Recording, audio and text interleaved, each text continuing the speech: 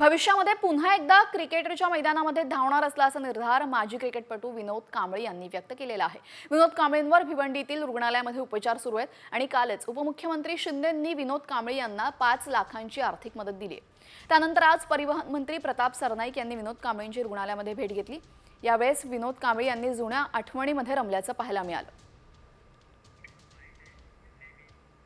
Sir, कशी प्रकृती आहे आणि काय सांगाल, काय संदेश द्याल? फिजिओथेरपी चालू आहे। आता ते फिजिओथेरपी करूनच मी इथून निघणार।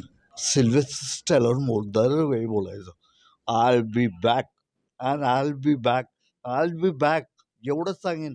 आणि मग चालताना बघा, धावताना तुम्हाला दिसेल। काही महिन्यापूर्वीच बालर सेनेचे जे प्रमुख आहेत त्यांच्याशी माझं बोलणं झालं होतं। त्यांनी आवाहन केलं होतं विनोद कांबळेंच्या खात्यामध्ये काही पैसे पण ऑलरेडी जमा झाले, कारण डायरेक्ट अकाउंटमध्ये जमा करायला सांगितले होते।